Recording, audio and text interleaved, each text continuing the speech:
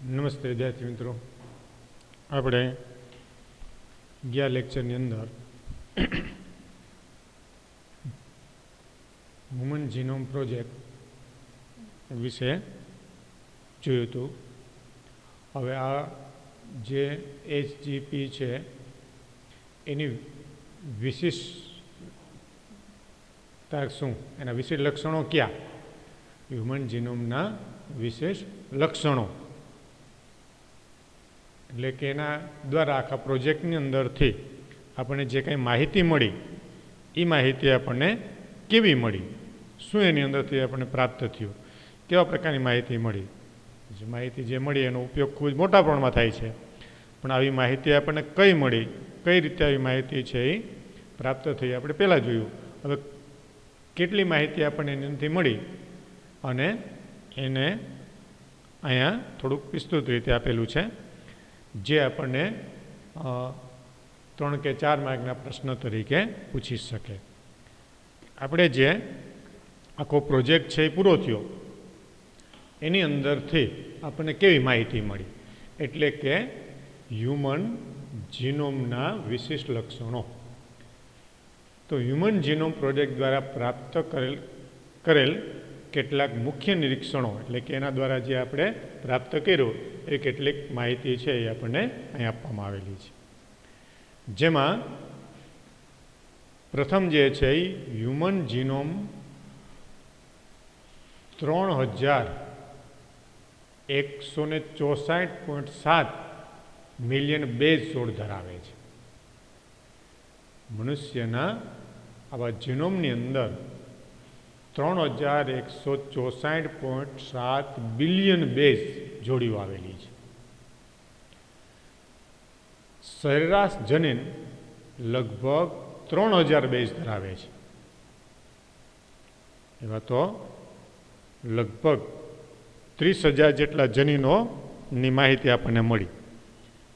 એમાંથી દરેક જનીન જે છે એ લગભગ 3000 બેઝ ધરાવે છે, જેના આકારમાં અત્યંત વિભિન્નતાઓ છે. આ જે બેઝ છે એના આકારમાં ઘણી બધી ભિન્નતાઓ આપણને જોવા મળે છે. મનુષ્યનો જ્ઞાત સૌથી મોટો જનીન ડિસ્ટ્રોફિન નામનું જનીન છે, જેમાં 2.4 મિલિયન બેઝ મળ્યા છે. મનુષ્યની અંદર સૌથી મોટો જે જનીન છે એનું નામ છે ડિસ્ટ્રોફિન. ડિસ્ટ્રોફિન નામનું જે જનીન છે એ આપણા કોષની અંદર આવેલા સૌથી મોટામાં મોટું જનીન છે, જેની અંદર બેઝની જે જોડીઓ છે એ 2.4 મિલિયન બેઝ આવેલા છે. ત્રીજી બાબત, જનીનની સંખ્યા 30,000 છે, જે પૂર્વ અંદાજિત 80,000થી 1,40,000 જનીનથી ઘણી ઓછી છે. એટલે કે લગભગ બધા 99.9% જેટલા ન્યુક્લિયોટાઇડ બેઝ બધા મનુષ્યમાં એક જ સરખા હોય છે. જનીનની જે સંખ્યા છે એ આપણને 30,000 જેટલી મળેલી છે. 30,000 જનીનો મળ્યા. પણ પહેલાં એવો અંદાજ હતો કે આવા જનીનો જે છે એ લગભગ 80,000થી 1,40,000 જેટલા જનીનો છે એવો આપણને અંદાજ હતો, પણ સંખ્યા છે એ 30,000ની આપણને મળી. અને આ જે સંખ્યા મળી એમાં 99.99% ન્યુક્લિયોટાઇડ બેઝ છે એ બધા મનુષ્યમાં લગભગ સરખા હોય છે. શોધાયેલા જનીન, ચોથી બાબત, શોધાયેલા જનીનનો પૈકી 50% જનીનોના કાર્યો અજાણ છે. આપણે જે 30,000 જેટલા જનીનો શોધાણા એમાંથી લગભગ 50% જનીનોના કાર્યો હજી અજાણ છે. 50% જનીનો હજી આપણે ઓળખી શકાણા નથી, એના કાર્યો હજી ઓળખાણા નથી. પાંચમી બાબત 2% કરતાં પણ ઓછા જીનોમ પ્રોટીન માટે સંકેતન કરે છે. જેટલા જનીનો શોધાણા એમાંથી 2% કરતાં પણ ઓછા જે જનીનો છે એ પ્રોટીન સંશ્લેષણની ક્રિયામાં એનું સંકેતન કરે છે. જે આપણે જોઈએ ને કે ટ્રાન્સક્રિપ્શન અને ટ્રાન્સલેશનની ક્રિયા દ્વારા જે પ્રોટીન સંશ્લેષણની ક્રિયા થાય એની અંદર તો ફક્ત 2% કરતાં ઓછા જનીનો કામ કરે છે. એમાં કોઈ વધારે જનીનો કામ કરતા નથી, પણ એની અંદર 2%થી પણ ઓછા જનીનો છે એ આવી પ્રોટીન સંશ્લેષણની ક્રિયામાં ભાગ લે છે, એની સાથે સંકળાયેલા છે. પછી છઠ્ઠો મુદ્દો, હ્યુમન જીનોમનો મોટો ભાગ પુનરાવર્તિત ક્રમોથી જ બનેલો છે. હ્યુમન જીનોમની અંદર મોટા ભાગના જે જનીનો છે એમાં પુનરાવર્તન થયા રાખે, કારણ કે નાઇટ્રોજન બેઝ તો 4 જ છે. હવે એની અંદર બાકીનો જે જનીનો છે એ પુનરાવર્તિત થવાના છે, એ પુનરાવર્તિત સ્વરૂપે જ આપણને જોવા મળે છે. એટલે મોટાભાગના જીનોમ છે એનું પુનરાવર્તન થાય છે. સાતમી બાબત, પુનરાવર્તિત ક્રમો ડીએનએના ફેલાયેલા ભાગ છે, જેની ક્યારેક ક્યારેક 100થી 1000 વખત પુનરાવૃત્તિ થાય છે. કે જે ડીએનએના જે પુનરાવર્તિત ભાગો છે એ ઘણી વખત તો 100 કરતાં પણ વધારે વખત પુનરાવર્તિત થાય છે, અને જેના વિશે એવું મનાય છે કે તેનો સીધો સાંકેતિક કાર્યમાં કોઈ સંબંધ નથી, પરંતુ તેનાથી રંગસૂત્રની સંરચના, ગતિકી અને વિકાસ વિશે જાણકારી પ્રાપ્ત થાય છે. કે આવા જે પુનરાવર્તિત થતા હોય એવા જનીનો વિશે આપણે અત્યારે એવું માનીએ છીએ, હજી સંપૂર્ણ પ્રકારની માહિતી છે આપણને પ્રાપ્ત નથી થઈ, પણ આપણે એવું જાણીએ છીએ કે આવા જનીનોનું સાંકેતિક કાર્યમાં કોઈ સંબંધ નથી. એટલે કે જે એમાં જનીન સંકેત દ્વારા જે પ્રક્રિયા થાય છે અને જે પ્રોટીન સંશ્લેષણ કે અન્ય જે કાર્યો કરે છે એની અંદર આવા પુનરાવર્તિત જનીનોનું કોઈ મહત્ત્વ નથી, પણ રંગસૂત્રોની રચના, એની જે ગતિકી છે, એટલે કે જ્યારે કોષ વિભાજનની ક્રિયા થાય ત્યારે રંગસૂત્ર ગતિ કરે છે, કે એની અંદર એમાં ફેરફારો જે થાય છે, એની અંદર જે વિકાસ થાય છે એની જાણકારી આપણને એના દ્વારા પ્રાપ્ત થાય છે. પછી આઠમી બાબત છે, પ્રથમ રંગસૂત્ર સૌથી વધારે જનીનો અને વાય રંગસૂત્ર છે એ સૌથી ઓછા જનીનો ધરાવે છે. એટલે જે આપણે 23 જોડી રંગસૂત્રો છે એમાંથી જે પ્રથમ રંગસૂત્ર છે એમાં સૌથી વધારે, એટલે કે એની અંદર લગભગ 2968 જેટલા જનીનો, અને જે વાય રંગસૂત્ર છે એમાં ફક્ત 231 જનીનો જ આવેલા છે. નવમી બાબત, વૈજ્ઞાનિકોએ મનુષ્યમાં લગભગ 1.4 મિલિયન જગ્યાઓ પર એકલ બેઝ ડીએનએ તફાવત, જેને સ્નિપ્સ તરીકે ઓળખવામાં આવે છે, એનો ખ્યાલ છે એ મેળવો. મનુષ્યમાં 1.4 મિલિયન જગ્યાઓ પર એકલ બેઝ ડીએનએ તફાવતનો ખ્યાલ આવ્યો. એટલે કે જેને આપણે એસએનપી એટલે કે સિંગલ ન્યુક્લિયોટાઇડ પોલીમોર્ફિઝમ તરીકે ઓળખવામાં આવે છે, અને એને સ્નિપ્સ તરીકે ઓળખવામાં આવે છે. ઉપરોક્ત માહિતીથી રંગસૂત્રમાં એ જગ્યાઓ કે જે રોગ સાથે સંકળાયેલા ક્રમ અને માનવ ઇતિહાસ વિશે તપાસ મેળવવામાં સહાયક છે. કે આ પ્રકારના એવા જનીનો છે કે જેમાં એકલ બેઝ છે, એટલે કે એક જ નાઇટ્રોજન બેઝની જોડીઓ આવેલી છે, અને આવા જે જનીનો છે એની અંદરની જે માહિતી છે એ આપણને રોગ સાથે સંકળાયેલા આવા જે જનીનોનો ક્રમ, મનુષ્યના ઇતિહાસ વિશેની માહિતી વગેરે બાબતને સમજવા માટે આ જે ક્રમ જે છે એ એકલ બેઝનો જે ક્રમ છે એ આપણને એની અંદર ઘણો બધો ઉપયોગમાં આવ્યો છે, જેથી કરીને આપણને આવી રોગ અને મનુષ્યના ઇતિહાસ વિશેની માહિતી છે એ આપણને પ્રાપ્ત થઈ છે. એટલે આ બધી માહિતી સમજવા માટે અને એના માટેનો જે કંઈ સહયોગ છે એ આપણને આવા પ્રકારના જનીનોની અંદરથી પ્રાપ્ત થાય છે. એટલે આ રીતે હ્યુમન જીનોમ જે પ્રોજેક્ટ છે એ પ્રોજેક્ટની અંદરથી આપણને આ બધી જે માહિતી છે એની અંદરથી પ્રાપ્ત થઈ. એટલે કે એના વિશે લક્ષણો તરીકે આપણે લઈએ છીએ કે આપણને જે આટલા વર્ષ સુધી 13 વર્ષને બાકીના જે જનીનો છે એને શોધવા માટેની પ્રક્રિયા બાકીના ઘણા વર્ષ સુધી હાલી અને આગળ પણ ઘણા વર્ષ સુધી આ પ્રક્રિયાઓ જે થઈ એ જે પ્રક્રિયાઓ છે એના માટેની જે કંઈ માહિતી છે એ આપણને મળી એ આ મુખ્ય 9 માહિતી છે આપણને પ્રાપ્ત થઈ. કઈ કઈ 9 માહિતી જે આપણે ફરી એક વખત જોઈ લઈએ કે જેમાં પહેલી છે હ્યુમન જીનોમ 3164.7 બિલિયન બેઝ ધરાવે છે. બીજી માહિતી સરેરાશ જનીનની અંદર લગભગ 3000 બેઝ જોડીઓ આવેલી છે અને જેના આકારમાં ભિન્નતાઓ છે, પણ મનુષ્યનો જે આવી જે જોડીઓ છે મનુષ્યની અંદર આવેલી આવી જોડીઓ છે એની અંદર જ્ઞાત સૌથી મોટો જનીન જે છે એ ડિસ્ટ્રોફિન જનીન છે અને એની અંદર જ્ઞાત એટલે અત્યારે આપણે એને જાણીએ છીએ, આપણે એની જોડીઓનો ક્રમ છે ખ્યાલ છે એવા પ્રકારનો આવો જે જનીન છે એનું નામ છે ડિસ્ટ્રોફિન અને એમાં 2.4 મિલિયન બેઝ જેટલી જોડીઓ આવેલી છે.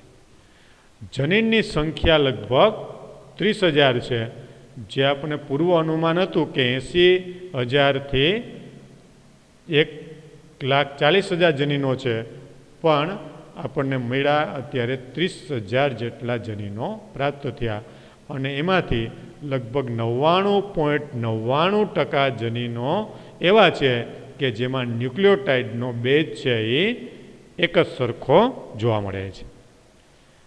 એ રીતે શોધાયેલા જનીનો, ચોથી બાબત શોધાયેલા જનીનો પૈકી 50% જનીનોના કાર્ય સરખા છે.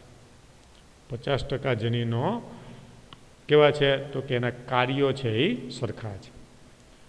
પાંચમી બાબત 2% કરતાં પણ ઓછા જીનોમ પ્રોટીન માટેના સંકેત ધરાવે છે. એટલે કે જે પ્રોટીન સંશ્લેષણનું કાર્ય કરતા હોય એવા જનીનો છે એ તો 2% કરતાં પણ ઓછા છે કે જે પ્રોટીન સંશ્લેષણમાં મહત્ત્વનો ભાગ ભજવે છે અને પ્રોટીન સંશ્લેષણનું કાર્ય કરે છે. એવા જે જનીનો છે એ 2% કરતાં પણ ઓછા છે. એ જ રીતે છઠ્ઠી બાબત, જે મનુષ્યના જીનોમનો જે મોટો ભાગ છે એ પુનરાવર્તિત ક્રમોથી જ બનેલો છે. જીનોમનો મોટો ભાગ પુનરાવર્તિત ક્રમોથી જ બનેલો છે. એટલે કે નાઇટ્રોજન બેઝ છે એ પુનરાવર્તિત થાય છે, વારાફરતી પાછા આવ્યા જ રાખે છે. એ જ રીતે સાતમી બાબત છે પુનરાવર્તિત ક્રમો ડીએનએના ફેલાયેલા ભાગ છે. એટલે કે ડીએનએનો ફેલાવો થાય એના માટે છે અને ક્યારેક તો આવા પુનરાવર્તિત જે ભાગો છે એ 100થી પણ વધારે વખત પુનરાવર્તિત થાય છે. 100થી 1000 વખત પુનરાવર્તિત થાય છે. ક્યારેક 100 કે અમુકની અંદર તો 1000 વખત પુનરાવર્તિત થાય. અને આવા પુનરાવર્તિત જે ભાગો થાય એ શા માટે થાય છે તો કે એનો સાંકેતિક કાર્યમાં કોઈ મહત્ત્વ નથી, સાંકેતિક એનો કોઈ સંબંધ નથી, પણ રંગસૂત્રની સંરચના, ગતિકી અને વિકાસમાં આ પ્રકારની જે માહિતી છે એ આપણને પ્રાપ્ત થાય છે. આઠમી બાબત છે પ્રથમ રંગસૂત્રમાં સૌથી વધારે જનીનો. પ્રથમ જે રંગસૂત્ર છે એની અંદર 2,968 જનીનો છે અને વાય રંગસૂત્ર જે ફક્ત પુરુષની અંદર જ આવેલું હોય એમાં સૌથી ઓછા 231 જનીનો આવેલા છે. અને 9મી બાબત છે, મનુષ્યમાં લગભગ 1.4 મિલિયન જગ્યાઓ પર એકલ બેઝ ડીએનએની જોડીઓ આવેલી છે અને જેને સિંગલ ન્યુક્લિયોટાઇડ પોલીમોર્ફિઝમ એટલે કે સ્નિપ્સ તરીકે ઓળખવામાં આવે છે. અને આ માહિતીથી રંગસૂત્રમાં એક જગ્યાએ કે જે રોગ સાથે સંકળાયેલા ક્રમ અને મનુષ્યના ઇતિહાસ વિશેની જાણકારી મેળવવા માટે આ બધી માહિતી છે એ સહાયક બને છે અને એનો આપણે ઉપયોગ છે એ સારી રીતે અત્યારના જે ટેકનોલોજીના અને વિજ્ઞાનના વિકાસના આધારે આપણે કરી શકીએ છીએ. આ રીતે આ જે આપણો જીનોમ જે પ્રોજેક્ટ છે એની અંદરથી આપણને આટલી બધી જે માહિતી છે એ પ્રાપ્ત થયેલી જોવા મળે છે. એટલે આ બધી માહિતી આપણે કઈ કઈ પ્રાપ્ત થઈ એના વિશેની આ જે જાણકારી છે એ આપણને આ 9 મુદ્દા આપેલા છે અને ઘણી વખત આ જે 9 મુદ્દા છે એ આપણને અહીંયા 4 માર્કના પ્રશ્ન તરીકે પણ પૂછવામાં આવે. એટલે ખૂબ જ સરળ મુદ્દા છે, એને બરાબર યાદ રાખજો. બધા જ મુદ્દા છે એ આપણને પૂછે તો ઘણી વખત 4 માર્કના પ્રશ્ન તરીકે પણ પૂછીશું. હવે આ આખો જે હ્યુમન જીનોમ પ્રોજેક્ટ જે છે એ આપણે કર્યો, એમાં સફળતા પણ મળી. એની અંદર આપણે એનો જે ઉપયોગ પણ અત્યારે કરીએ છીએ, પણ એનું જે પ્રયોજન કે જે ઉપયોગ છે એ આપણે કઈ રીતે કરી શકીએ છીએ અને એના માટેના ભાવિ પડકારો ક્યાં. ત્યારે ભલે આપણે એનો ઉપયોગ કરતા હોઈએ કે એનું પ્રયોજન જે કરતા હોઈએ છીએ એ પ્રયોજન તો આપણે કરીએ જ છીએ, પણ એ પ્રયોજનને કારણે આપણને કંઈ નુકસાન થઈ શકે અથવા તો આપણા માટે એ કંઈ હાનિકારક બની શકે. એટલે પ્રયોજન અને ભાવિ પડકારો, આ જે પ્રોજેક્ટ છે એનું પ્રયોજન શું એટલે કે એનો ઉપયોગ શું અને એના ભાવિ પડકારો ક્યાં. તો જે આપણને મોટે ભાગે સાથે જ આમ તો પૂછી શકે કે HGPનું પ્રયોજન અને એના ભાવિ પડકારો સમજાવો. Application and future challenge. DNA અનુક્રમો દ્વારા પ્રાપ્ત અર્થપૂર્ણ જાણકારી તથા સંશોધનથી આવનારા દશકોમાં એટલે કે આવનારા દાયકાઓની અંદર જૈવિક તંત્રને સમજવામાં ઘણી સરળતા રહેશે. કે આપણે જે આ ડીએનએના અનુક્રમની જે કાંઈ માહિતી આપણને મળી એ માહિતી જે છે એ આપણે અર્થપૂર્ણ જાણકારી અને સંશોધનથી આવનાર જે વર્ષો છે એની અંદર જૈવિક તંત્રને સમજવા માટે, કારણ કે આપણે તો હજી અમુક પ્રકારના જે સજીવો છે મનુષ્ય અને અમુક કેટલાક સજીવો છે એની માહિતી આપણે પ્રાપ્ત કરેલી છે અને બીજી માહિતી હજી આપણે પ્રાપ્ત કરવાની છે. પણ આપણે એનો જે આ બધી માહિતીને સમજવા માટે બીજા સજીવોની અંદર જે કાંઈ જનીનો છે એને સમજવા માટે આપણે એનો ઉપયોગ કરી શકીએ. આ મોટા કાર્યને પૂર્ણ કરવામાં સાર્વજનિક અને પ્રાઇવેટ સેક્ટરના હજારો વિવિધ ક્ષેત્રોના વિશેષજ્ઞો તથા રચનાકારોની કુશળતા અને સર્જનાત્મકતાની જરૂર પડવાની છે. કે આ જે કાર્ય છે અન્ય સજીવોની અંદર, અન્ય જૈવિક તંત્રની અંદર આવા જે જીનોમ છે એનો ઉપયોગ એ આપણા માટે મોટું કાર્ય છે અને આ કાર્ય પૂર્ણ કરવા માટે સાર્વજનિક અને પ્રાઇવેટ સેક્ટરના જુદા જુદા ક્ષેત્રની સાથે સંકળાયેલા વિશેષજ્ઞો અને રચનાકારોની કુશળતા, એની સર્જનાત્મકતા, આ બધી બાબતની આપણે હજી ઘણા પ્રકારે જરૂર પડવાની છે. આ રીતે હ્યુમન જીનોમ અનુક્રમોનો સૌથી મહત્વપૂર્ણ પ્રભાવ એ છે કે જૈવિક સંશોધનમાં મુખ્યત્વે નવા આયામોનો સમાવેશ થઈ શક્યો છે. કે જૈવિક સજીવોના સંશોધનની અંદર કે એની અંદર જુદા જુદા સંશોધન કરવા માટે, સજીવોની અંદર ઘણા બધા પ્રકારની માહિતી મેળવવા માટે, ઘણા બધા પ્રકારના રોગો, ઘણા બધા પ્રકારની પ્રક્રિયાઓને સમજવા માટે આ જે HGP હ્યુમન જીનોમ જે છે એ આપણને સરળતાથી સમજવા માટે ઉપયોગમાં આવી શકે છે. પહેલાં સંશોધન કરતાં એક સમયે એક અથવા કેટલાક જનીનો વિશે અભ્યાસ કરી શકતા હતા. પહેલાં જે સંશોધન લોકો કરતા હતા, એટલે કે વૈજ્ઞાનિકો કરતા હતા, એ સંશોધનકર્તાઓ એક સમયે એક અથવા તો કેટલાક જ જનીનોનો અભ્યાસ કરી શકતા હતા. એકી સાથે ઘણા બધા જનીનોનો અભ્યાસ નહોતા કરી શકતા, કારણ કે એનો કોઈ ડેટાબેઝ નહોતું, એની કોઈ માહિતી નહોતી. એટલે એક જ પ્રકારના અથવા તો અમુક જ જનીનોનો અભ્યાસ કરી શકતા હતા. પણ સમગ્ર જીનોમ અનુક્રમો અને નવી ટેકનોલોજીના આધારે ઉત્પન્ન થતા પ્રશ્નોને પણ અત્યારે આપણે આવા જે જનીનો છે એની અંદરથી ઘણા બધા જનીનોની માહિતી મેળવી, આપણે એનો ડેટાબેઝ તૈયાર કર્યો અને એના જીનોમને પ્રાપ્ત કરી અને આપણી નવી નવી ટેકનોલોજીનો વિકાસ કર્યો.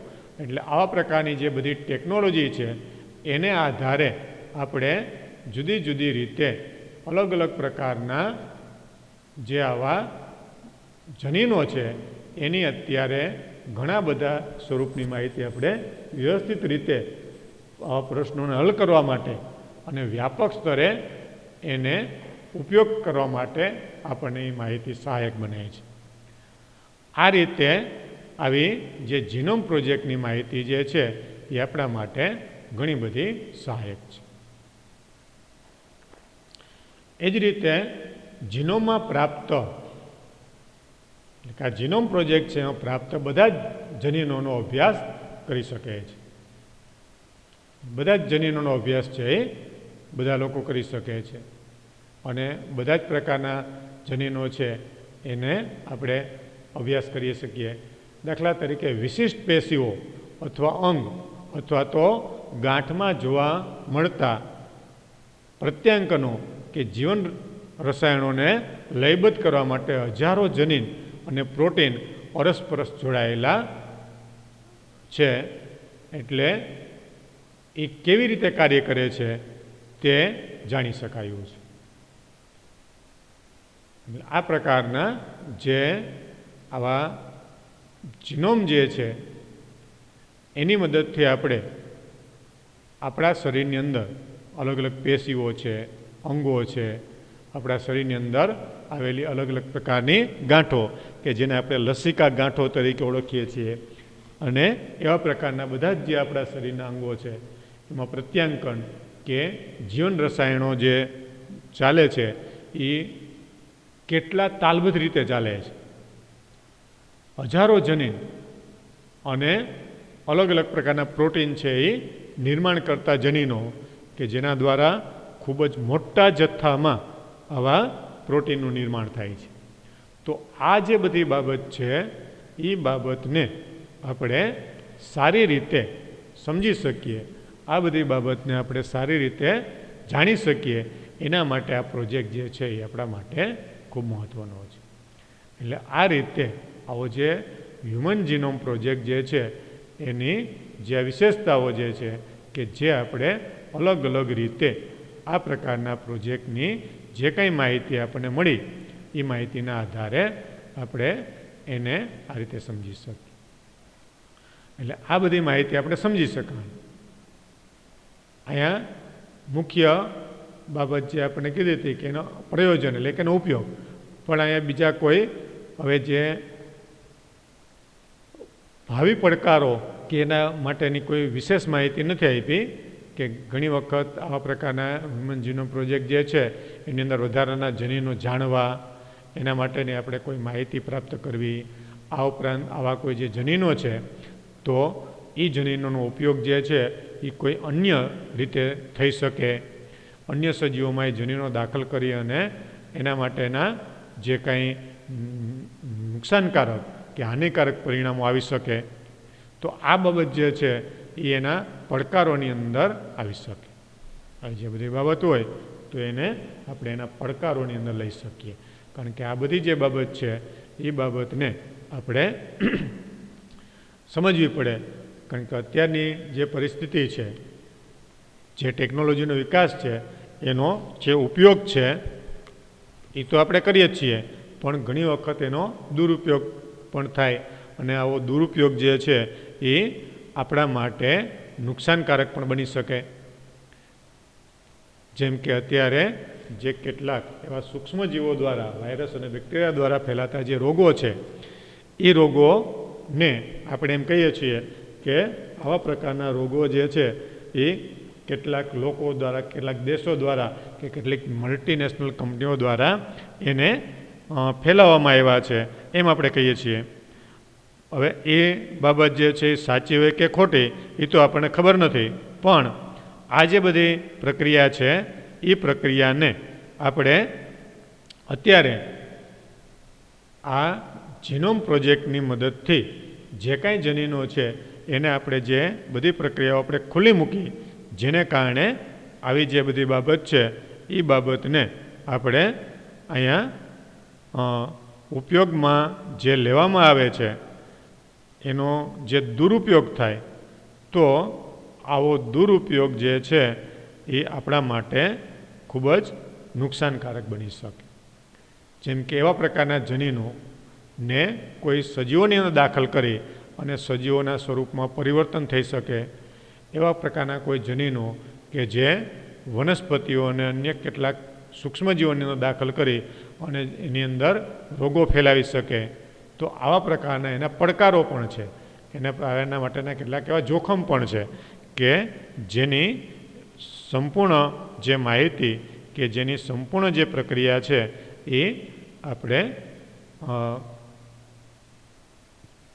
જોઈ શકીએ. અને અત્યારે આપણે જોઈએ જ છીએ કે આવી બધી બાબતનો ભય છે એ આપણને સતાવે છે.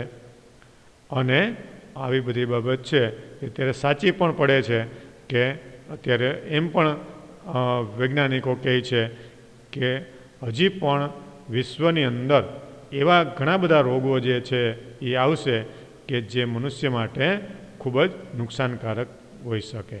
અને આ પ્રકારના જે રોગો છે એ પૃથ્વી ઉપરથી મનુષ્યની જાતિને અસ્તિત્વ ટકાવી રાખવા માટે પડકારરૂપ બની શકે. તો આવી બધી જે બાબત છે એ બાબતને આપણે આ જીનોમ પ્રોજેક્ટ દ્વારા હજી સમજવી પડશે. અને આ બધી બાબતને કે એના પડકારોને આપણે જે સમજવા પડશે, જે અહીંયા આપણને સંપૂર્ણપણે એના બધા જ જે પડકારો છે એ કંઈ આપ્યા નથી, પણ અહીંયા તો મુખ્ય જ પડકારો આપેલા છે કે આવા આપણે જુદા જુદા કોઈ રોગોને સમજવા માટે, રસાયણોનો ઉપયોગ કરવા માટે, પ્રોટીન સંશ્લેષણની ક્રિયા માટે, એના માટે અત્યારે આપણે જે ઉપયોગ કરીએ છીએ એનો દુરુપયોગ જે છે એ ન થાય એના માટેની કાળજી જે છે એ વૈજ્ઞાનિકોએ અને જુદા જુદા વિકસિત જે દેશો છે એણે રાખવી જ પડશે. તો આ રીતે આવો જે પ્રોજેક્ટ છે કે જે મનુષ્યના જનીનો માટેની પ્રક્રિયાઓ માટે જે આવો પ્રોજેક્ટ છે એ અમલમાં આવ્યો અને એનો ઉપયોગ જે છે એ અત્યારે આપણે ખૂબ જ મોટા પ્રમાણમાં કરીએ છીએ. તો એ બાબતને આપણે અહીંયા ખાસ કરીને જે એના પડકારો છે કે દુરુપયોગ છે એ ન થાય એની પણ કાળજી રાખવી પડે. એટલે આ હ્યુમન જીનોમ પ્રોજેક્ટ. હવે આપણે આગળ આપણને બીજો એક ટોપિક આપેલો છે કે જે આપણો જે આ હ્યુમન જીનોમ પ્રોજેક્ટ આપણને મળ્યો અને એની અંદરથી આપણને જે કંઈ માહિતી મળી એને આધારે આપણે આપણા ડીએનએનો નકશો બનાવી શકાય. જેમ આપણે આંગળીની ફિંગરપ્રિન્ટ હોય, આપણા બધા આંગળાઓની જે ફિંગરપ્રિન્ટ છે એમ આપણું જે ડીએનએ છે એની પણ ફિંગરપ્રિન્ટ આપણે બનાવી શકીએ. અને આવા ડીએનએની ફિંગરપ્રિન્ટ આપણે કઈ રીતે બનાવી શકીએ અને એનો ઉપયોગ શું કરી શકાય, કઈ રીતે આપણા માટે ઉપયોગી છે, એની વિસ્તૃત માહિતી આપણને આપેલી છે. કે આપણે ડીએનએને અલગ કરી શક્યા, એની અંદરથી જનીનો આપણે ઓળખી શક્યા, એના ઉપરના નાઇટ્રોજન બેઝનો ક્રમ આપણે જાણી શક્યા, એનો બધો ડેટાબેઝ આપણે પ્રાપ્ત કરી લીધો, એના વિશેની બધી માહિતી આપણે પ્રાપ્ત કરી લીધી, એની સંપૂર્ણ વિગત છે આપણી પાસે આવી ગઈ અને આપણે એનો ઉપયોગ પણ કરવા માંડ્યા. એના માટેની જે કાંઈ ઉપયોગિતા છે એ આપણે સમજીએ છીએ. તો વૈજ્ઞાનિકોને બીજા ડીએનએના ઉપયોગની એક અગત્યની માહિતી છે એ પણ જાણવાની ઈચ્છા થઈ. અને ડીએનએની જે આ ફિંગરપ્રિન્ટ છે એટલે કે એની અંદર જે નાઇટ્રોજન બેઝનો ક્રમ છે એ ક્રમ ચોક્કસ હોય છે. એ ક્રમ છે એ ચોક્કસ હોય, દરેક વ્યક્તિની અંદર એ ક્રમ ચોક્કસ આવેલો હોય. એ ક્રમ જે હોય એ બીજી વ્યક્તિની અંદર આપણને જોવા મળતો નથી. એક વ્યક્તિની અંદર જે ક્રમ હોય એ બીજી વ્યક્તિની અંદર એ જોવા મળશે નહીં. તો આવા ક્રમને આધારે જેમ આપણી આંગળીની ફિંગરપ્રિન્ટ હોય એમ આ ડીએનએની પ્રિન્ટ જે છે એ વિકસાવવાની પ્રક્રિયા વૈજ્ઞાનિકોએ કરી. અને એનો ઉપયોગ જે છે એ આપણે અત્યારે જુદા જુદા ક્રાઇમની અંદર કે અન્ય રીતે જે ખાસ કરીને માતા પિતાના કોઈ બાળકો ખોવાઈ ગયા હોય, ઘણી વખત કોઈ જે બાળકો છે ક્યાં માતા પિતાના છે, તો એ બધી માહિતીને જાણવા માટે આ ડીએનએ ફિંગરપ્રિન્ટિંગનો ઉપયોગ છે એ અત્યારે ખૂબ જ મોટા પ્રમાણમાં થાય છે. અને એ સરળ રીતે આપણે એને જાણી શકીએ અને ચોક્કસ રીતે જાણી શકીએ. જે માહિતીને આપણે જાણીએ એ ખોટી પડવાની સંભાવના છે એ ખૂબ જ નહિવત છે. તો આ બધી જે માહિતી છે એને કઈ રીતે આપણે જાણી શકીએ, એની અંદર કઈ રીતે એના જે ફિંગરપ્રિન્ટ મેળવવામાં આવે એને કઈ રીતે બનાવી શકાય, પછી એનો ઉપયોગ શું કરી શકાય, એ ફિંગરપ્રિન્ટ આપણે બનાવી અને કઈ રીતે આપણે એનો ઉપયોગમાં લઈ શકાય, આ બધી માહિતી જે છે એ આપણને હવે આપવામાં આવેલી છે, જે આપણે હવે નેક્સ્ટ લેક્ચરની અંદર જોઈશું.